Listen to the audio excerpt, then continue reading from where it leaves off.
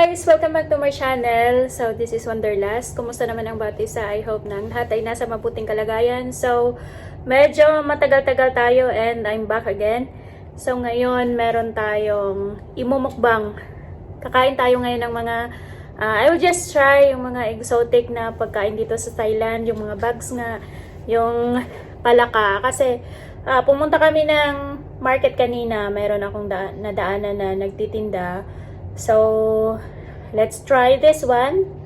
Actually guys, meron akong mga isa, dalawa, tatlo. Maraming klaseng street food at saka exotic food. So, ngayon, ito yung ating itry. Isa-isa. So, meron tayong fried na palaka. Diba? Fried yan. Oh. Ita-try natin kainin. At saka, ewan ko kung ano ito. Parang bugs. Medyo madilim yung aking place ngayon kasi nga madilim. Ayan yata yung yung grasshopper. Yun. So, itry natin ngayon ito na kainin. Actually, meron pa siya kaninang yung parang uod sa kahoy. Meron din doon kanina pero hindi ako bumili. Tatlo siya is tatlong klase. Nabili ko lang siya ng 100 baht. So, pag i-convert natin sa peso is around 155. So, itry natin ito ngayon. Palaka as in. Ayan. So, meron din sila ditong fish ball. Ayan siya oh. 5 baht, 15, parang sausage. Yan, yung mga street food nila, bumili sila para itry lang natin. Ay, bumili ako para itry lang natin. Ayan, samahan niyo ako guys. Samahan niyo ako. Ito. Try natin. Try ko. Masarap.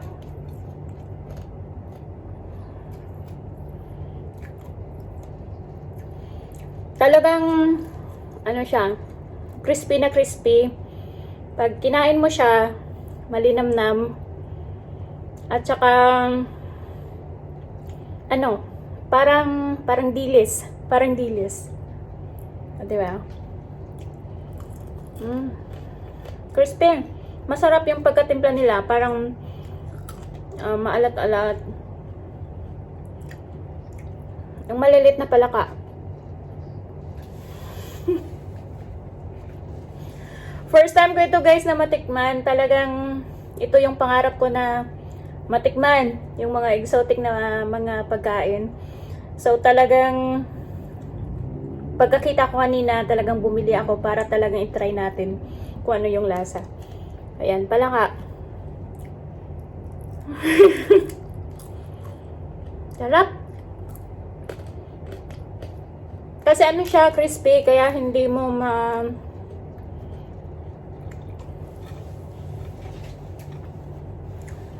di ba?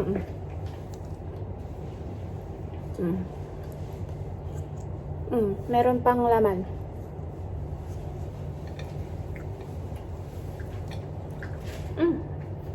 Try nyo. Sausawan. Walang sausawan. May tiyan pa. Marami pa dun kanina. Iwan ko lang kung anong mga bags yung iba. Pero tatlo lang binili ko kasi nga marami. So next time, if may time pa tayo, we'll try again. Ito naman ang isang klase. Ewan ko, parang ano ba yung tawag? Tanga sa Ilonggo.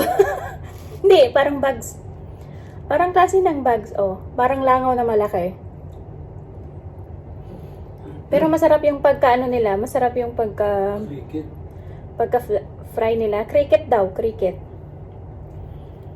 Palaka at saka grasshopper. Masarap to pag ipulutan mo, kaso lang hindi naman ako uminom. Oo, di ba? Cricket. I-try natin yung cricket. Kasi na-try ko na yung palaka.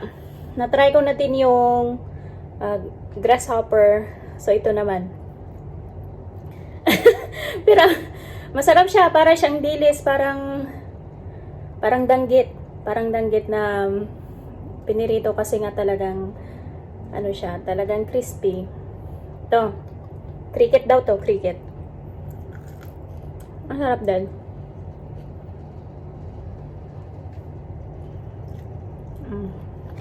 Marami ito. Diba? Oh, diba? Tapos yung kanilang mga parang ihaw-ihaw sa atin. Ito 5 baht. Parang pork yata. Parang yung kamay ng isang cricket naiwan sa aking naiwan sa aking lalamunan.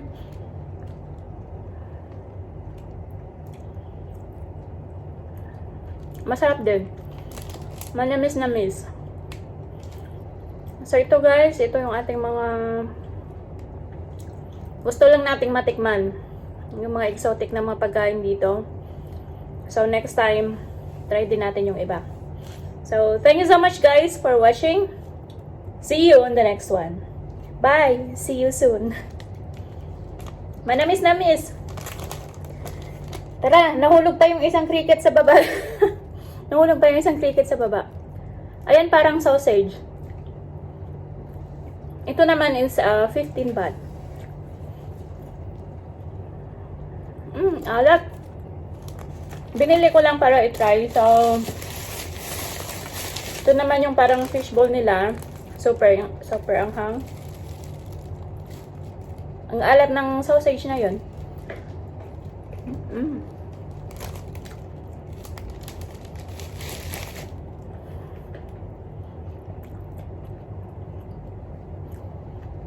Super anghang. Grabe. So, ayan. Tara.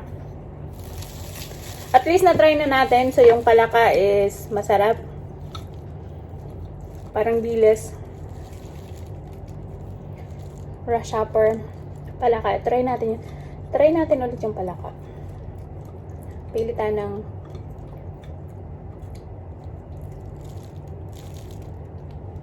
palaka yan hindi yan palaka as in palaka.